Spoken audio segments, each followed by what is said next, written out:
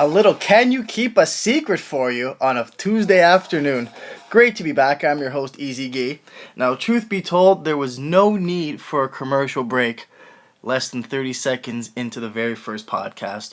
But I just wanted to throw a plug in there for my personal company, CC&T Landscaping Yard Maintenance.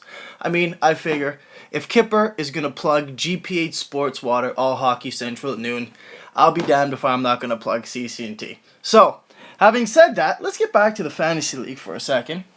Now, before the break, we spoke about getting to know the general managers, and we're going to do that in a few short moments. But before we do so, I'm going to get into a little bit of my personal fantasy league. Specifically, what are some things that make my fantasy league so unique, so special, so electrifying, so controversial, etc., etc. First things first, let's get to the point breakdown on our fantasy leagues. Now, as I said prior to our first commercial break, we're going to have a lot of you who are in different leagues. But for the most part, the concept, the scenario, the point breakdown is somewhat similar. So, having said that, we're going to start with our forwards and defensemen category. Now, for the most part, we have a very simple, straightforward point scoring system. Goals will give you 1 fantasy point as well as an assist. Plus minus will give you 0.5 depending whether you're on for or against, which is somewhat standard. Power play goals in our league are worth 0.5 of a fantasy point, as well as power play assists. Shorthanded goals are worth 2 fantasy points. Some of us think it may or may not be 3 points, 4 points, but we have it in 2 points and it hasn't caused so much controversy as of yet. Shorthanded assists are worth 1 fantasy point. Game-winning goals are worth 2 fantasy points. And a shot on goal is worth your standard 0.1 of a fantasy point. Now, this really benefits you if you have Alexander Ovechkin, the grade 8, who doesn't like to pass the pill, takes 17 shots a game. You're looking at your standard 1.7 fantasy points. Moving along to the goaltenders. A win will give you 2 fantasy points.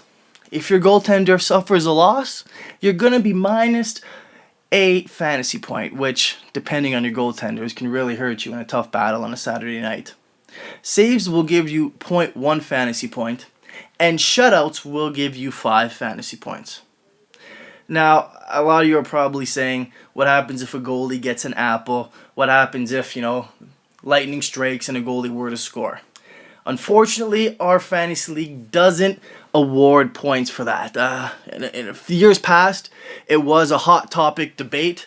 It's since somewhat fizzled out, and we don't award any fantasy points for goaltenders scoring points. Now, moving right along, we're going to introduce to you our general managers. Before I do so, I want to stress each of the general managers are close friends. Now, it is of my belief that no matter how much money is or is not on the line, if you are friends with the people you are in your fantasy league with, if you are really good friends with the people you're in your fantasy league, it makes that all that much more intense. I'll give an example. I'm with one of my buddies who is in this fantasy league, and we're out having a pop on a Thursday night playing some Golden Tee, and what topic of conversation comes up but fantasy hockey? And he just so happened to beat me in the previous week, and he had a lot of material just raring to go. So, as you can probably imagine, the closer knit friends you are, the more intense rivalries do become. Now, we're going to start at the top with Chris Zambito, general manager of the Believers. Now, just a quick little side tidbit for you. Chris's email address is circa grade 7 when he actually first downloaded MSN for the first time on his Macintosh computer. His email address is cz69er at yahoo.ca. I promise, I can't lie about that. That's just too good. Moving right along. Next, we have Dante, general manager of Doc. Now, Dante always seems to surprise us come mid-season. He always seems to put a real good push for the playoffs forward, and that's no different this year. Now, before I introduce our next general manager, I want you guys to all think back to the opening for a second. Now, at the opening, you may have heard me refer to somebody as the Rat. The gentleman I'm referring to as the Rat is Nick Cancellati, general manager of Dos Winning. Him and some other GMs in this league have been accused of inside trading, so to speak. He's known for a number of dirty fantasy moves. Now, I'm just going to throw a personal situation out there. Earlier on in the season, he offered a trade. We went back and forth for a solid 47 minutes, 33% of my battery, and we arrived at nothing because he pulled the original offer off the table. There's no easy way of putting it.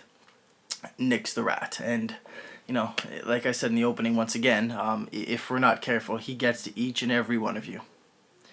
Now, getting away from the Rat for a little bit, we're going to keep going down the horn.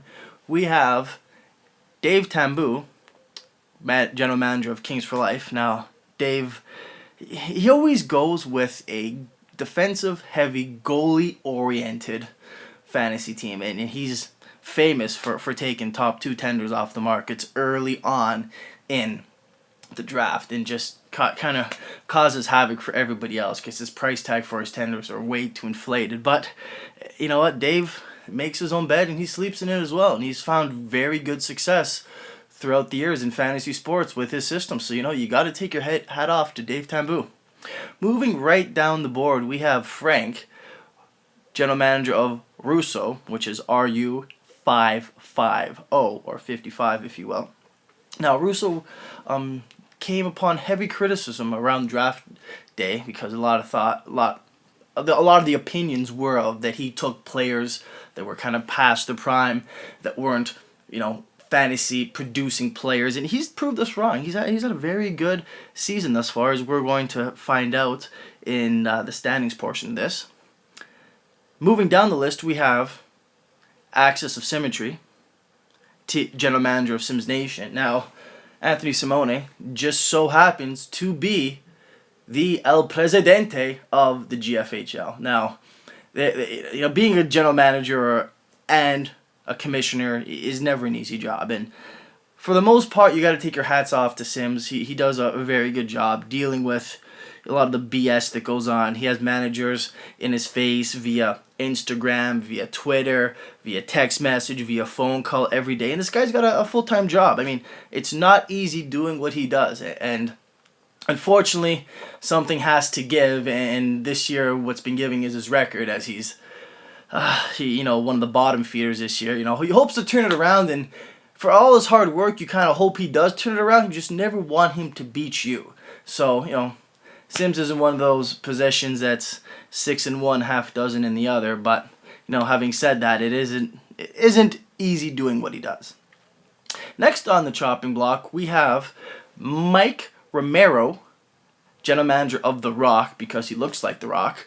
A lot thought that his draft was kind of made when he got lucky enough to have the number 1 overall selection, and he took Sid the Kid, which may or may not have worked out in the direction that he's wanted to, but, consistently, he's due for one lopsided trade with Dos Winning, the Rat, if you will, and that hasn't come yet, but it's on the horizon, and we're all waiting for it. Last, but never last, is your boy Toy, Easy Gee, general manager of El Grande Taco. Now, a lot of you are going to say, oh my God, Taco, look at your team's horrible this year, how are you hosting a podcast, blah, blah, blah, blah, blah. To the naysayers, I am going to say this. When you have won a Triple Crown, you can comment on whether or not I should have my own podcast. But until then, you're welcome. I should have queued up Ted DiBiase's Money, Money, Money, Money, Money. I know the Rat would have been going crazy there. Now, just on the other side of the break, we're going to come back with the standings, the pay breakdown, and some of the waiver wire moves this past week. You are listening to Easy Gee Network on 97.3 The Gee.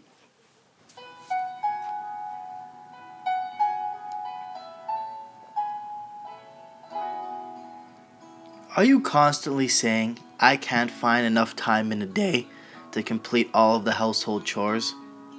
If so, let me help. Hello friends, this is Stefan from CC&T Landscaping Yard Maintenance. And if you are struggling to find enough time in your day to do all the yard work, let me help. I aerate, fertilize, cultivate, cut, and trim with competitive rates and free estimates. Don't hesitate to call me at 647-702-9770. I'll talk to you soon.